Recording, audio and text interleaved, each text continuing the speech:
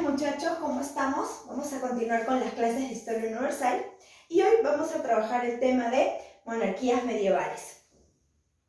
Vamos a hablar de los dos estados más importantes de la Edad Media, que va a ser el estado de Francia, ¿no? El país de Francia, que lo vamos a encontrar por aquí, ¿ya? Y vamos a hablar también de Inglaterra. Vamos a colocar primero aquí a Francia, ¿ya? Vamos a hablar de Francia.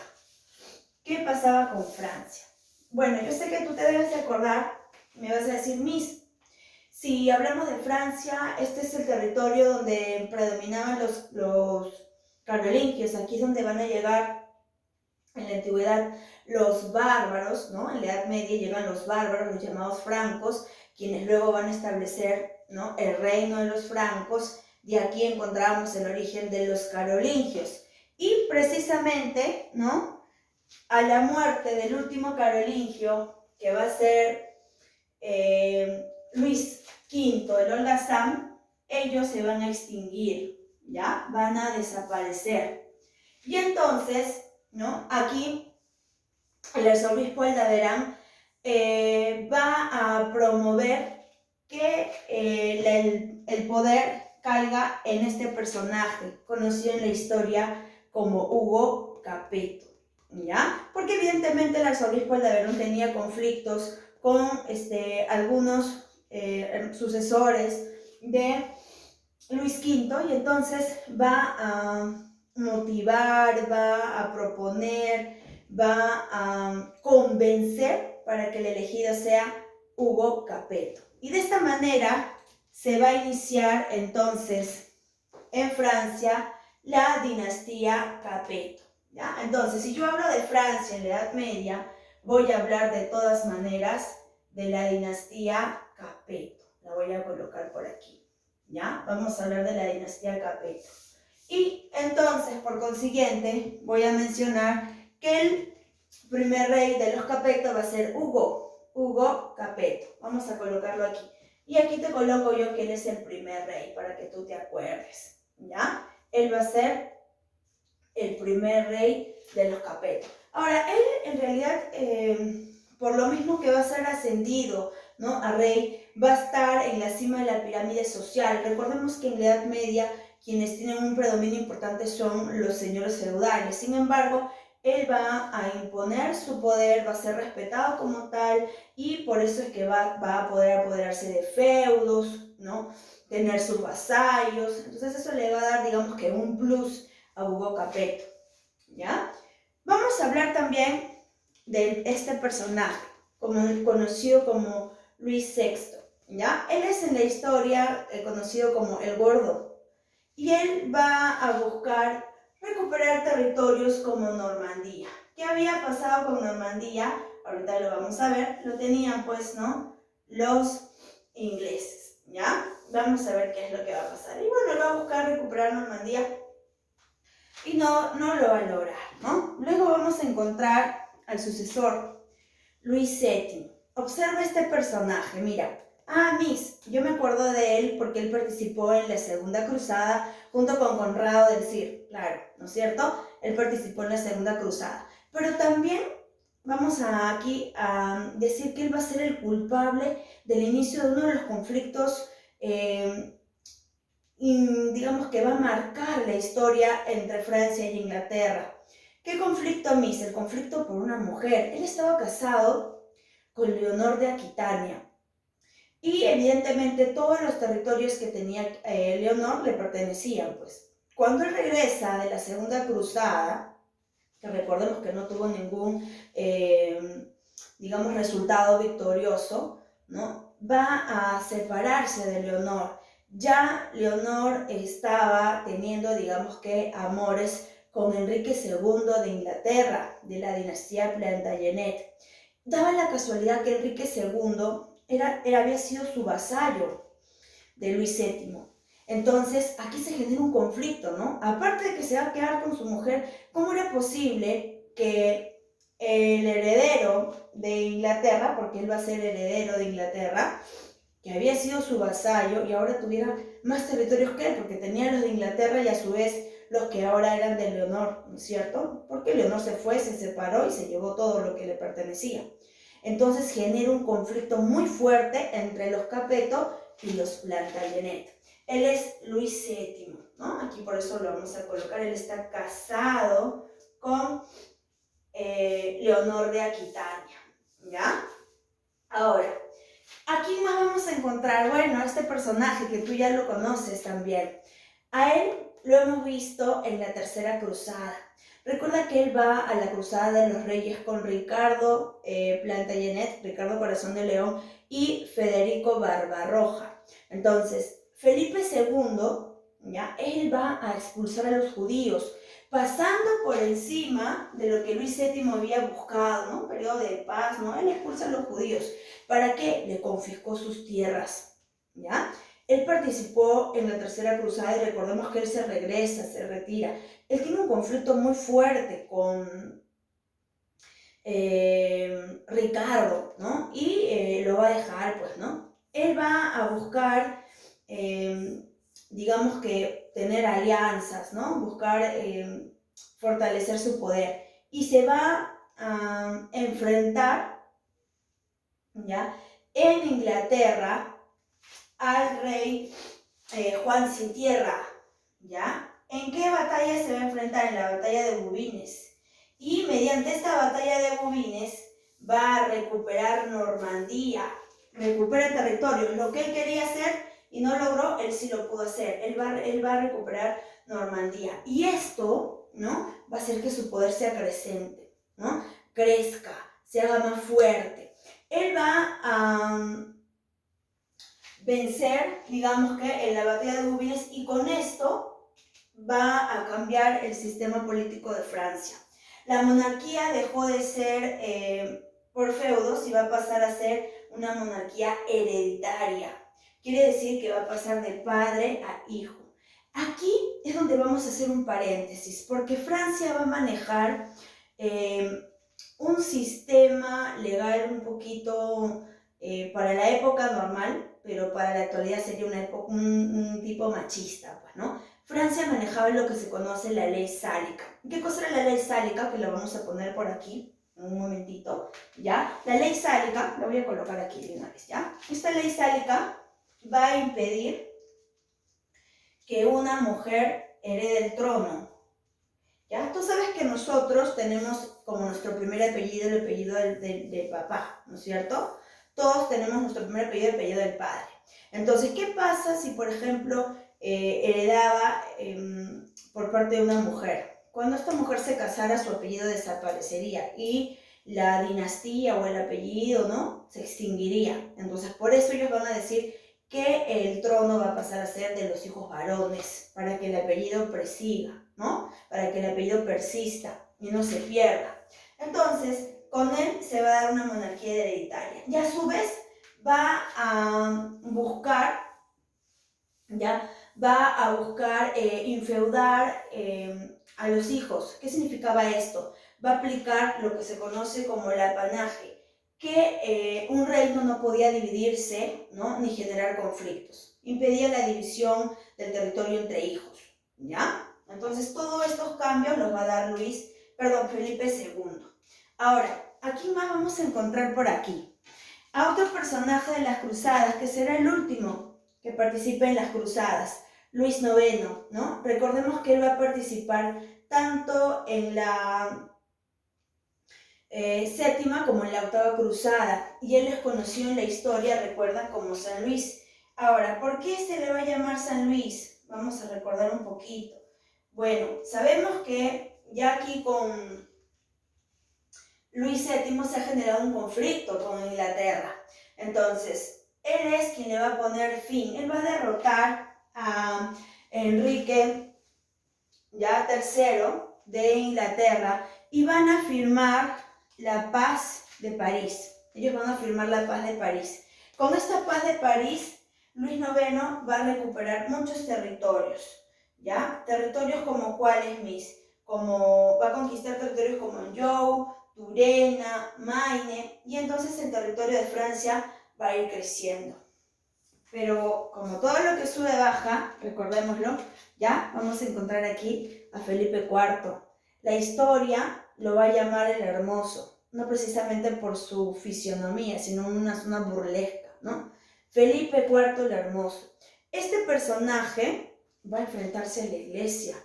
Recordemos que con la primera cruzada se crearon las órdenes religiosas de los templarios y los hospitalarios.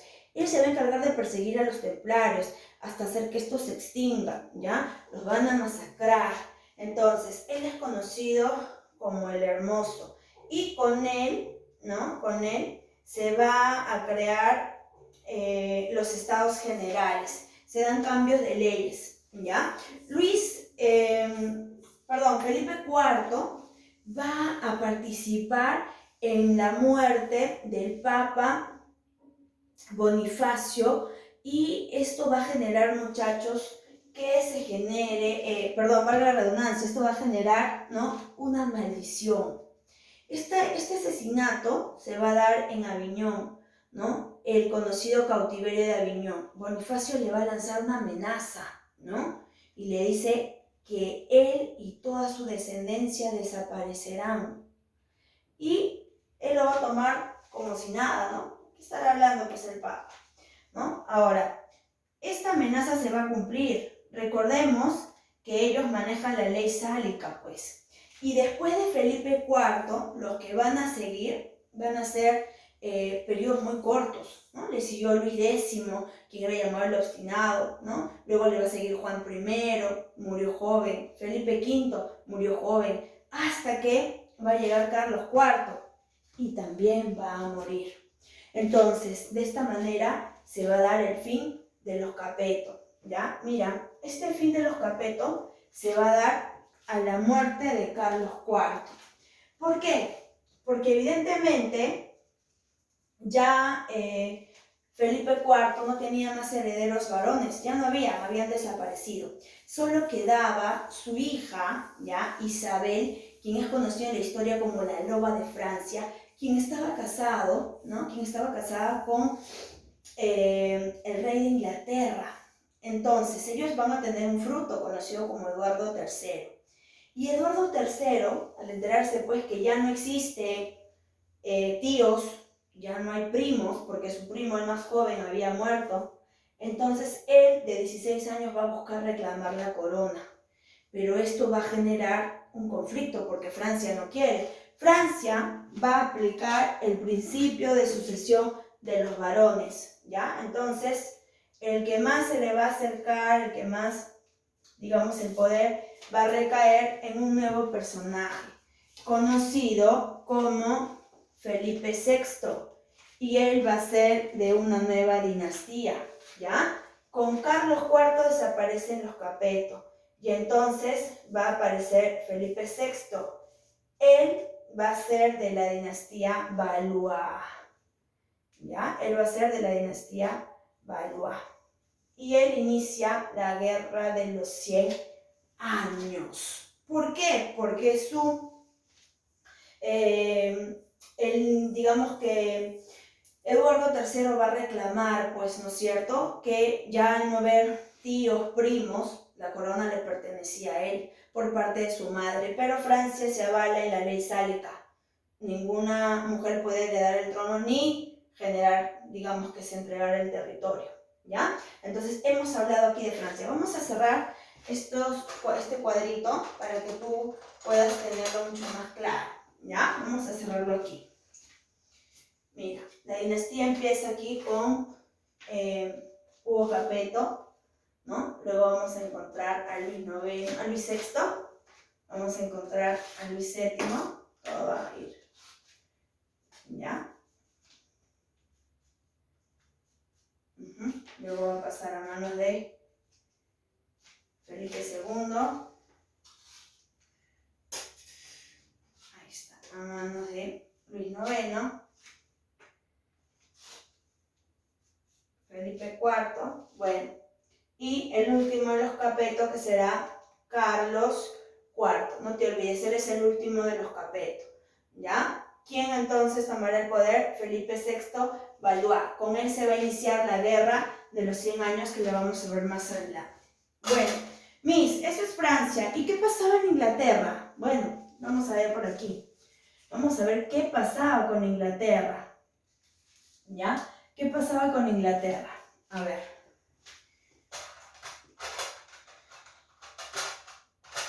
A ver, muchachos. Vamos a terminar aquí de cerrar.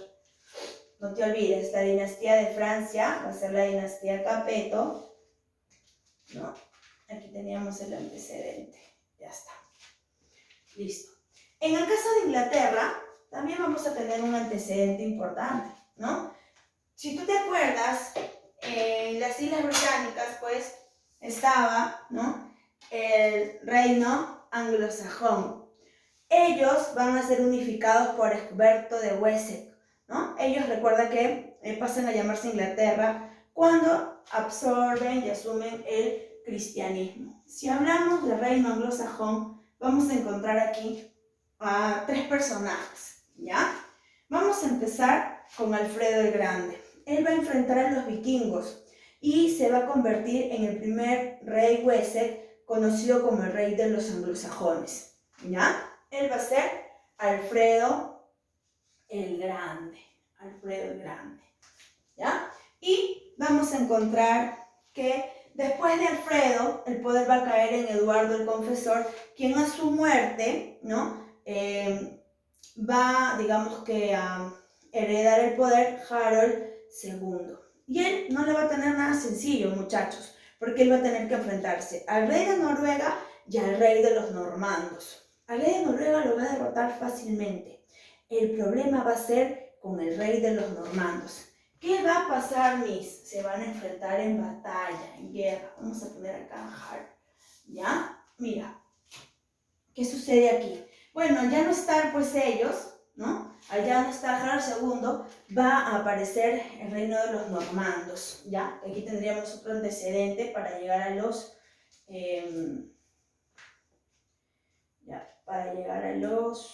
Plantagenet. Vamos a pegar los normandos. Listo. ¿Quién es este personaje, Miss? Bueno, este personaje es Guillermo el Conquistador, ¿ya? Su nombre es Guillermo I. Él va a enfrentarse a Harold, ¿ya? Él es el conquistador. Él se va a enfrentar a Harold II. ¿En dónde se van a enfrentar? En la batalla de Hastings, ¿ya? En esta batalla, él se va a apoderar del trono inglés. Lo derrotó. Entonces, Miss, ¿qué tenemos aquí? Un enfrentamiento, ¿no? Harold II y Guillermo se van a enfrentar en la batalla de Hastings, ¿no? Guillermo vence y se apodera del trono de Inglaterra. Ahora, luego el poder caerá, ¿ya?, en su nieto, ¿ya?, iniciando la dinastía Plantagenet, ¿ya? Esta es la dinastía que va a predominar en Inglaterra, la dinastía Plantagenet. Muchachos, ¿quién va a ser su nieto, Miss, de Guillermo el Conquistador? Precisamente el personaje de quien estábamos hablando hace un momento, ¿ya? ¿Quién va a ser él? Vamos a mencionarlo ahorita. Él va a ser Enrique II. Ah, Miss, él es quien se va a enfrentar a Felipe VII por haberse casado con Leonor de Aquitania, sí, ¿ya? Él es el primer Plantagenet, primer rey Plantagenet. Él va a generar el sistema de administración y justicia, ¿ya?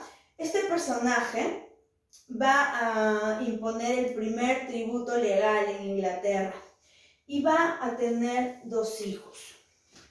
A él también lo conoces, Ricardo. Ah, Miss, Ricardo Corazón de León, claro, participó en la Tercera Cruzada. Sí, él participó en la Tercera Cruzada. Él va a tener su hermano, ¿ya? ¿Y quién va a ser su hermano, Miss? Juancito, ¿ya? Juan, en la historia conocido como Juan sin tierra. Su padre, Enrique II, tenía predilección por él, por Juan sin tierra, ¿ya? Pero, como evidentemente Ricardo era el hijo mayor, ¿ya?, él va a ser quien herede el trono de Inglaterra. Él se va a ir a participar en la Tercera Cruzada, ¿ya? va a tener conflictos, recuerda, con Felipe II. Él se había unido con Juan Sin Tierra, pero luego también van a tener un conflicto con Juan Sin Tierra. ¿Cuál es el conflicto donde él decimos que recupera Normandía, ¿no? La batalla de Bouvines. Mira, observa acá, la batalla de Bouvines. Esta es la batalla mediante la cual Juan Sin Tierra pierde. Se queda sin territorios, ¿no? Se queda, perdón, sin Normandía, ¿ya? Ahora, es con Juan Sin Tierra cuyos nobles van a obligar a firmar la Carta Magna. ¿Por qué, Miss? Porque él empezó a abusar de su poder, ¿no? A imponerse. Este personaje ya va a motivar, ¿no? Va a motivar, digamos que pasar por la autoridad de ellos. Así que los nobles los van a obligar a firmar la llamada Carta Magna, ¿ya? La llamada Carta Magna. Listo. Ahora, mientras tanto, Ricardo, cuando regresa de las cruzadas, recuerda que él va a desarrollar una tregua con Saladino, ¿no? Pero él regresa y va a ser capturado por el rey del Cir, Enrique VI. Ya este rey del Cir va a pedir aproximadamente 100.000 marcas para liberarlo. Leonor de Aquitania, su madre, se vuelve loca de desesperación y logra conseguir el dinero para liberarlo, ¿ya? Listo. Ahora, Juan Sin Tierra, ¿no? Pero igual, va a regresar y se dice que a las semanas lo van a herir con una flecha que va a caer cerca de esta vena de aquí, ¿no? En su hombro, y va a morir a la semana, ¿ya? Así que el trono quedó para Juan, y después de Juan, ¿quién va a tener el trono, Miss? Enrique III. Él es quien va a firmar los estatutos, ¿ya? De Oxford. Estos estatutos de Oxford van a favorecer para el ámbito legal de Inglaterra. Y luego, ya, vamos a encontrar a Eduardo I, con quien se va a dar la invasión a Escocia. Empezaron a ampliar territorios. Con él se da la invasión a Escocia. Y luego de él, ¿quién va a seguir? Eduardo II. Él es quien estaba casado con la loba de Francia, ¿no? Con Isabel, hija de Juan Sin Tierra. Y entonces su hijito de él, ¿quién va a ser su hijito de él, Miss? Eduardo III, él es quien va a reclamar la corona de Francia. Pero recuerda que ellos no, por una mujer no daban, ¿no? Por eso es que se va a dar el problema de sucesión aquí. Ahora, él es quien va a iniciar entonces la guerra de los 100 años. ¿Y con quién se va a enfrentar él? Él reclama el trono, pues él dice que Felipe VI es de otra dinastía, no le pertenece a él la corona, sino a él, por parte de su abuelo, ¿no? Entonces se genera todo un conflicto. Ahora, ¿cómo llegan a su fin los Plantagenet? Porque el último Plantagenet va a ser Ricardo III, quien va a ser, por el lado de su madre, ya, parte de los Plantagenet, y por el lado de su padre, parte de los York. Esto va a generar una guerra, la llamada Guerra de las Dos Rosas, que es una guerra civil al finalizar la Guerra de los 100 años, los Lancaster y los York. Esta guerra civil va a tener como resultado que ingrese la dinastía Tudor, ¿ya? Entonces el último Plantagenet va a ser Ricardo III. Cerramos aquí para que tú puedas unir tu cuadrito, ¿ya? Mira, aquí tenemos dinastía Plantagenet. Aquí está, ¿ya? Vamos a tener, empieza Enrique, siguen ellos dos, luego aquí tenemos, ¿no? La relación de cómo van.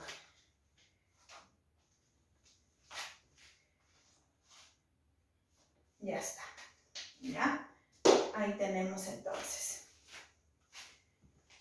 Muy bien, muchachos. ¿Qué cosa va a quedar para ti? ¿Ya? Para ti va a quedar el ahora hazlo tú. ¿Ya? Este ahora hazlo tú de la página 228. ¿Qué preguntas van a quedar? La pregunta 1, 2, 3, 5, 6, 7, 8, 10, 11 y 12. ¿Ya? Yo lo voy a quedar aquí. No te olvides, tú lo desarrollas y conmigo será hasta una próxima oportunidad.